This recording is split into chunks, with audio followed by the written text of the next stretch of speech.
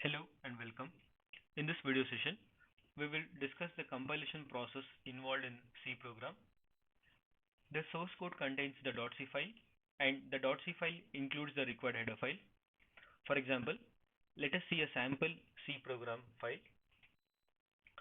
This is a sample C program which is used to find the area of a circle, and in this program we have included the required header file, and as a note we have used a macro here.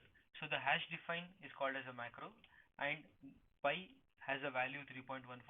So pi is a macro with value 3.14. We will discuss about macros at later point. Now let us analyze the compilation process. The different steps involved during the compilation is preprocessing, assembling, compilation, linking, and then loading. Let us discuss each of the steps in detail. So the first step is the preprocessing. The preprocessor searches for the required header file and replaces the header file contains in the source code, and then it searches for the macros and replaces the macros by its value. The output of a preprocessed file is .i. Now let us see it in example. So in order to compile this program, we use GCC compiler, and if we need the intermediate files as output, we have to specify this option. So -save -tempest is used to generate all the intermediate files during the compilation. So now let us compile this program. Now we have compiled the program enabling the intermediate files. So by specifying -save -tempest, we are listing all the intermediate files that is generated during the compilation process, and this is the name of the source code, and this is the name of the output file that is being generated. Now let's see the different files generated. So we have the .i file, which is nothing but the preprocessed file. Let's open the preprocessed file. If you see here, the preprocessed file, the stdio.h header file is being replaced by the required contents, and then finally the macro is being replaced by the value. If we have a look here, stdio.h file is being replaced by the contents of stdio.h itself, and then finally, as a second step during preprocessing, it searches for all the macros. So in this case we have pi, and this is being replaced by the value 3.14. So we can note that here the pi is being replaced by the value 3.14. Now the next step is the assembler.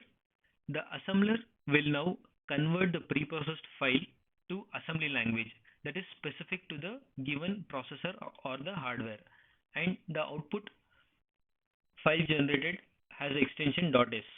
So now let's see the file.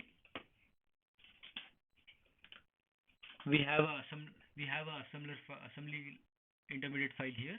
Now let's open the output of a assembly generated file. If you note here, this is the assembly language of equivalent to the source code what we have.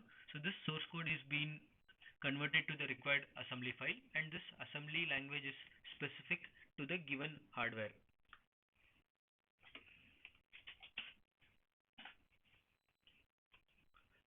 Now the next step is the compilation itself. The compiler will now convert the assembly code to relocatable object code, which is the machine level code. So if you see here, there are different source codes available. So each source code is preprocessed, and the preprocessed file is given as an input to the assembler, and the assembler generates the assembly language of each source code, and finally the compiler compiles the given assembly code and converts it into the object code. So now the compiled code has extension .o, And as we have mentioned, the .o file is a machine code and it is not readable by human format. Even if you open this file, we will not be able to follow the contents of this as it is a machine code.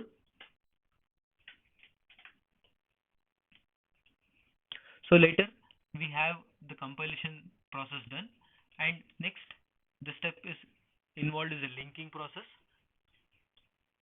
The linking will link all the object codes together with the required library and create a executable file. So if you see here, all the different object codes that is being generated by the compiler will be linked using the library, and finally it will create an executable file. So in this case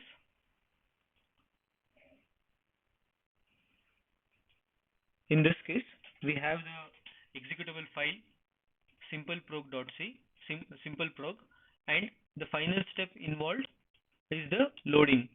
So loader will basically load the given executable file into the required memory location. So when we run this file, the loader comes in picture and it loads this executable file in the memory and it executes it. So these are the different steps involved in the build process, namely the pre-processing, the assembling, the compilation, the linking, and finally the loading. Thank you.